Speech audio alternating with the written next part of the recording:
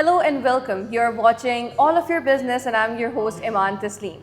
In this show, we talk about your favorite topics related to economy, and currently in Pakistan, there is one trending topic, and that is the federal budget 2026 to 27. So for this conversation, we are joined by Mr. Mehtab Haider. Assalamu alaikum, sir. Alaikum assalam. How are you doing today? I'm fine. All right, so let's start it. Yes. So my first question is that what key demands has Hanif Lakhani made for the federal budget 2026 to 27 regarding the economic growth? Bismillah ar-Rahman ar-Rahim. Thank you very much for having me. Actually, the business community is asking the government to rationalize the tax burden and reduce the cost of doing business in Pakistan. They also demanded of having a consistency in policies so that they can devise plan to promote their investment plans and promote the economic activities.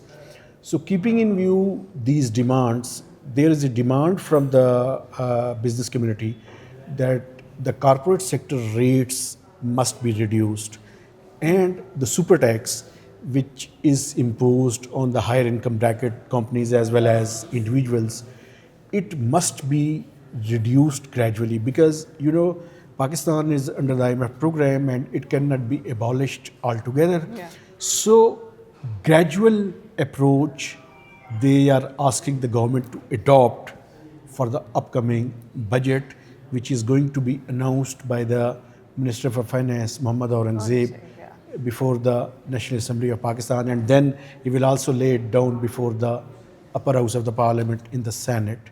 So the overall demand of the business community is to reduce the tax burden and rationalize the energy costs, especially the electricity and gas. So why does Hanif Lakhani believe that the government should focus on expanding the tax net instead of imposing new taxes? Actually, there are two ways to increase the taxes.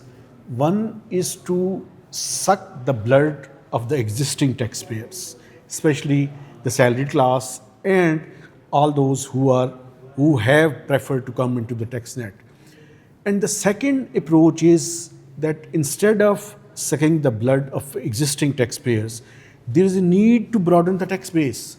And when the tax base will be broadened, it will help the government to reduce the tax rates. So, and another thing is very important, that is when the economy is growing and everyone is getting its dividends, it's very easy to pay the taxes. But if the economy shows sluggish trends, it's very hard to pay even the due taxes. So there's a need on one side to broaden the tax base, and there's a need to promote economic growth so that with the increased economic activities will help to fetch more revenues into the kitty of Pakistan. All right. And how could the affordability of electricity and gas for the industries help Pakistan achieve its export target?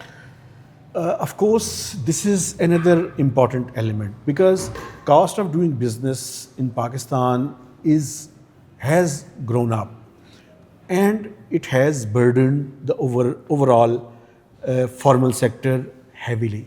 So they are asking the government to rationalize especially the prices of electricity as well as the gas. And there's also need that the truce between the United States and Iran must strike so that the fuel prices in the global market must also started receding. But after this war, there are reports that if this truce is achieved, even then the energy infrastructure was severely hit.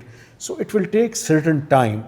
So there is a need to reduce the cost of electricity in Pakistan on immediate basis because it will help to ensure that the people of Pakistan remain connected to the national grid. Otherwise, if the prices of electricity increases, then they will opt to explore new opportunities for having solar at their rooftops both for the industry as well as for the individual households. So there is a need to reduce the cost of electricity generation, and then it must be give dividends to the both consumers of households as well as to the industry. And especially for the industrial sector, the government has reduced and incentivized them of reducing the cost of electricity, but there is a need to do more in order to promote economic activities. All right. Another question that I would say, experts believe that the government prefer taxing the existing taxpayer instead of bringing new sectors into TaxNet. Why is that? Because we have seen in the past that broadening of tax base was never fulfilled. It was a pipe dream, but government was not able to broaden it. Now, some of the steps government has taken. For instance, the provincial governments have legislated to bring agriculture sector into the tax net, and from the next financial year it is expected, and under the IPR program it's mandatory that the provinces are going to collect taxes on agriculture income.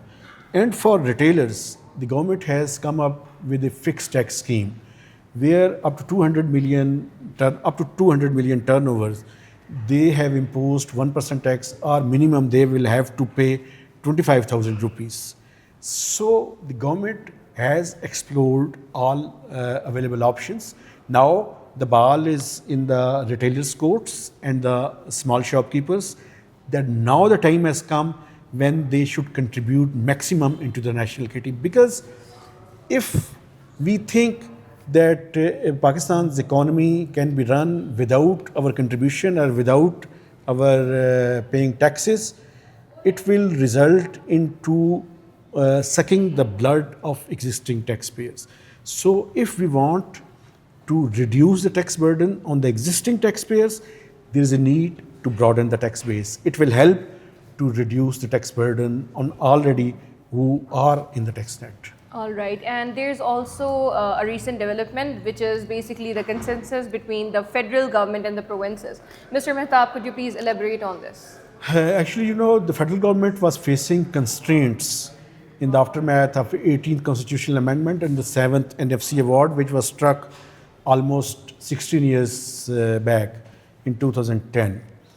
So this time, we are under the IMF program, and yesterday, I think in last 2 decades, it was one of the major development happened on the economic front, whereby during the meeting of the National Economic Council chaired by the Prime Minister of Pakistan, which was comprised of the 4 chief ministers as well as the federal ministers, 4 provinces and the federal government struck a consensus whereby the provinces have agreed to slash their development budget and pass on this 20 billion rupees to the center.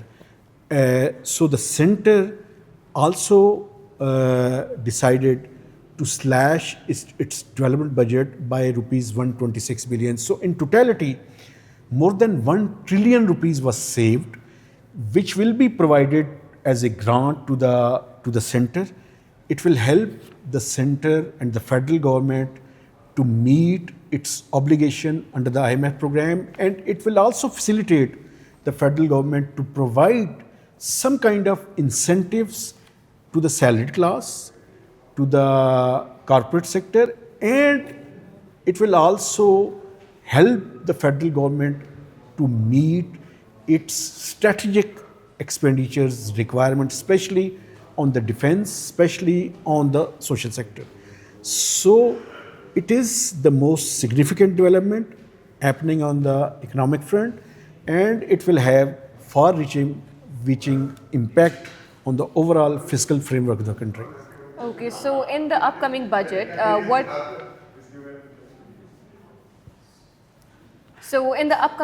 what tax relief is expected for the salaried individuals earning between 2,30,000 to rupees 3,41,000? There are different proposals in consideration, whereby whoever is earning from the first slab of 0.6 million to 1.2 million, and they have the 1% tax, I don't think that there will be any change in their number.